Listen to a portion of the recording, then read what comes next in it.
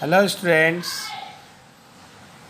Next topic I will explain here types of respiration. Students, oxidation of food may takes place in presence या absence of oxygen. जो food का oxidation student oxygen की presence या absence में takes place होता है।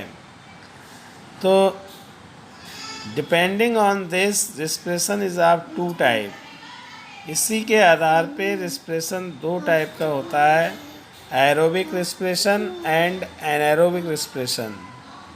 Student question here, what is the what do you understand by aerobic respiration?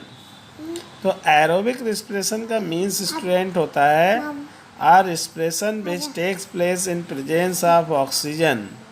अगर कोई रिस्पिरेशन ऑक्सीजन के प्रेजेंस में टेक्स प्लेस होता है, that is called the aerobic respiration, और ये मोस्टली ऑर्गेनिज्म में टेक्स प्लेस होता है। और such organism which respire aerobically are called aerobes, और जिन ऑर्गेनिज्म में इस टाइप का रिस्पिरेशन होता है वो एरोब्स कहलाते हैं। Students, in this type of respiration food is completely oxidised. Food पूरी तरीके से ऑक्सीडाइज हो जाता है और एंड प्रोडक्ट के रूप में कार्बन डाइऑक्साइड एंड वाटर का फॉर्मेशन होता है और large amount of energy release होती है। इसकी जो केमिकल रिएक्शन है C6H12O6 plus 6 molecule of oxygen, then reaction takes place and 6 CO2 and 6 water molecule are formed and 38 ATP of energy is also released. So student, this is the aerobic respiration. Now we discuss here anaerobic respiration. Anaerobic respiration students, इस respiration में oxygen के absence में ये respiration होता है और इसी respiration को एनारोबिक रिस्पिरेशन कहा जाता है। तो are respiration which takes place in absence of oxygen is called anaerobic respiration, और such organism which respire anaerobically are called anaerobe, और जो ऑर्गेनिज्म एनारोबिकली रिस्पायर करते हैं वही एनारोब्स कहलाते हैं। Here some example given, certain fungi, certain bacteria, ascaris, tapeworm, and in muscles during vigorous exercise। और हमारी मसल्स में भी जब ज़्यादा तेज़ एक्सरसाइज करती हैं, ऑक्सीजन कमी हो जाती है, तब एनारोबिक रिस्पिरेशन टेक्स प्लेस हो जाता है। स्टूडेंट, इस रेस्पिरेशन के दौरान फूड का इनकम्प्लीटली ऑक्सीडेशन होता है और ethyl alcohol and carbon dioxide इसमें एंड प्रोडक्ट के रूप में बनते हैं और कुछ अमाउंट में एनर्जी रिलीज़ होती है। तो स्टूडेंट, इसकी जो केमिकल रिएक्शन है C6H12O6 और एंड प्रोडक्ट के रूप में बनता है 2 molecule of ethyl alcohol plus 2 molecule of carbon dioxide and 2 ATP ही बनते हैं। तो students, in this way you can understand the types of respiration. Now students, what are the differences between aerobic and anaerobic respiration? Aerobic और anaerobic respiration में क्या differences हैं? Now we discuss this topic here. First difference students, aerobic respiration takes place in presence of oxygen but anaerobic respiration takes place in absence of oxygen। Oxygen के presence में aerobic respiration होता है और oxygen के absence में anaerobic respiration होता है। Students, second जो डिफरेंस है, एरोबिक रिस्पिरेशन में 2 स्टेप होते हैं, एक ग्लाइकोलिसिस, दूसरा क्रेब साइकिल। तो स्टूडेंट, ग्लाइकोलिसिस में साइटोप्लाज्म में टेक्स प्लेस, ग्लाइकोलिसिस साइटोप्लाज्म में टेक्स प्लेस होता है और क्रैब साइकिल माइटोकॉन्ड्रिया में टेक्स प्लेस होता है इन प्रेजेंस ऑफ ऑक्सीजन।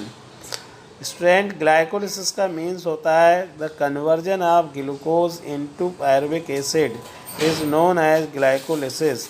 और क्रेब्स साइकिल स्टूडेंट, जिसे TCA साइकिल कहा जाता है, ये माइटोकॉन्ड्रिया में टेक्स प्लेस होती है। इसमें क्या होता है, पायरुविक एसिड चेंज हो जाता है कार्बन डाइऑक्साइड और वाटर मॉलिक्यूल्स में, और एनर्जी रिलीज होती है और ATP का फॉर्मेशन होता है। नाउ स्टूडेंट्स, एनाएरोबिक रिस्पिरेशन में ग्लाइकोलिसिस जो है वो स्टूडेंट्स, इसमें जो कंप्लीट रिस्पिरेशन का प्रोसेस है वो साइटोप्लाज्म में ही होता है। इसमें कोई भी काम माइटोकॉन्ड्रिया में नहीं होता है। तो स्टूडेंट्स, एरोबिक रिस्पिरेशन में फूड का कंप्लीट ऑक्सीडेशन हो जाता है, जबकि एनाएरोबिक रिस्पिरेशन में फूड का इनकम्प्लीट ऑक्सीडेशन टेक्स प्लेस होता है। एरोबिक रिस्पिरेशन में 38 ATP प्रोड्यूस होते हैं एक ग्लूकोज की मॉलिक्यूल से, जबकि एनाएरोबिक रिस्पिरेशन में एंड प्रोडक्ट के रूप में 2 ATP केवल प्रोड्यूस होते हैं जब एक ग्लूकोज का मॉलिक्यूल ऑक्सीडाइज होता है। एरोबिक रिस्पिरेशन के दौरान एंड प्रोडक्ट्स कार्बन डाइऑक्साइड और वाटर बनते हैं, जबकि एनाएरोबिक रिस्पिरेशन में एंड प्रोडक्ट के रूप में ethyl alcohol and carbon dioxide या लैक्टिक एसिड बनता है। Students, aerobic respiration majority of animals and plants में होता है, जबकि एनाएरोबिक रिस्पिरेशन कुछ ही ऑर्गेनिज्म में होता है, जैसे ईस्ट है, बैक्टीरिया है, सम पैरासाइटिक वर्म जैसे लीवर फ्लूक, एस्केरेस, टेप वॉर्म, इनमें स्टूडेंट्स एनाएरोबिक रिस्पिरेशन होता है। तो in this way you can understand what are the difference between the aerobic respiration and anaerobic respiration. Now students, we explain here mechanism of aerobic respiration. Students,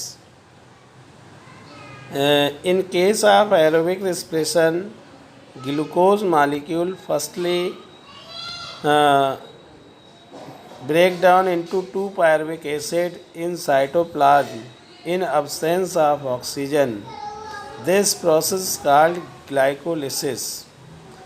And after breaking down this glucose into pyruvic acid, the pyruvic acid convert into the carbon dioxide and water molecules in mitochondria in presence of oxygen.